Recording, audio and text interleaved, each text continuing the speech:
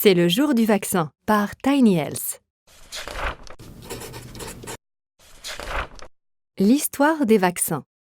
Il y a bien longtemps, dans les années 1700, il y avait une maladie appelée la variole. Les gens qui avaient la variole étaient très malades, car il n'y avait ni médicaments ni traitement. Un docteur, appelé Dr Edward Jenner, remarqua quelque chose d'intéressant. Les fermières qui treillaient les vaches ne semblaient pas attraper la variole. À la place, elles attrapaient la variole de la vache. Comment les vaccins ont-ils été inventés? Dr Jenner pensait que s'ils donnaient la variole de la vache aux gens, ceux-ci n'attraperaient pas la variole du tout, parce que leur corps apprendrait à combattre le microbe. Le 14 mai 1796, le Dr Jenner prit du pus dans les cloques de la fermière infectée par la variole de la vache. Il mit le pus sur la peau d'un garçon qui s'appelait James. Une petite cloque apparut, mais James ne tomba pas malade. Quelques jours plus tard, Dr Jenner donna à James un petit peu du microbe de la variole. James n'eut aucun symptôme de la variole. Le corps de James était capable de combattre le microbe parce qu'il avait déjà combattu un microbe semblable. Le vaccin avait été inventé. Pourquoi nous faisons-nous vacciner?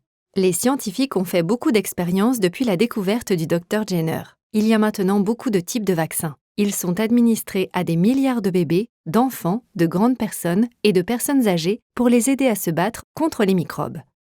Aujourd'hui, les vaccins ressemblent à ça.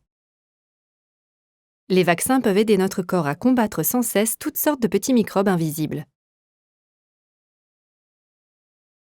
Ces petits microbes invisibles s'appellent des bactéries et des virus. On ne peut pas les voir à l'œil nu, voilà à quoi ils ressemblent au microscope. Comment notre corps combat-il les bactéries et les virus? Heureusement, notre corps lutte contre ces microbes grâce à notre système immunitaire. Celui-ci est composé d'une équipe spéciale de globules blancs qui vivent dans notre sang. L'immunitroupe. Nancy le neutrophile. Nancy monte la garde contre les microbes, elle est la première à réagir. Guillaume le lymphocyte B. Guillaume met des drapeaux spéciaux sur les microbes pour que la troupe reconnaisse les microbes. Fred le phagocyte. Fred dévore les microbes. Ceci empêche les microbes de nous rendre malades. Michel la cellule mémoire.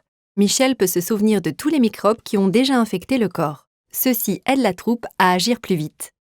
Heidi le lymphocyte T. Heidi aide le reste de l'équipe à faire ce qu'ils font le mieux. C'est l'immunitroupe. Comment les vaccins peuvent-ils nous aider? Quand tu es vacciné, on te donne un tout petit peu d'un microbe. Cela aide ton immunitroupe à reconnaître le microbe.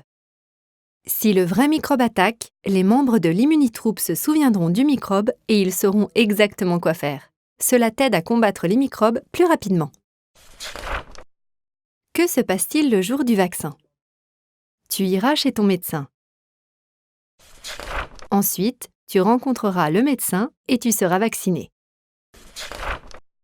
Tu sentiras peut-être un petit pincement dans le bras. Une fois vacciné, tu peux continuer à apprendre, explorer et t'amuser.